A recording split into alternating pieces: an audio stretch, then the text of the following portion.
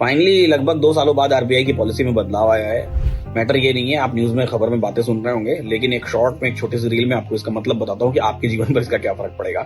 Cash reserve ratio वो ratio होता है जो बैंक आरबीआई के पास रखते हैं। पहले ये 4.5% था, यानी कि बैंक के पास अगर 1 लाख करोड़ रुपए है तो बैंक उसका 4.5% यानी कि 4,500 करोड़ रुपए कहाँ रखेगा, आरबीआई के पास डिपॉजिट रखेगा, उसको यूज नहीं करेगा, आपको उसका लोन नहीं दे सकता, उससे कोई काम नहीं कर सकता। अच्छा, अब वो कितना हो गया, वो 4% हो गया है, यानी कि अब 4,000 करोड़ ही बैंक को आरबीआई के पास रखना पड़ेगा। यानी कि बैंक के पास एक से फ्री पैसा होगा। वो फ्री पैसा क्या करेगा बैंक, जो अभी तक यूज नहीं कर रहा था उसको लोन के फॉर्मेट में आपको फिर से बांट देगा। यानी कि लोगों को लोन लेने की कैपेसिटी बढ़ जाएगी, यानी कि लोगों की परचेजिंग पावर, आपकी खरीदने की क्षमता बढ़ जाएगी। कार खरीदेंगे ज्यादा, घर खरीदेंगे ज्यादा।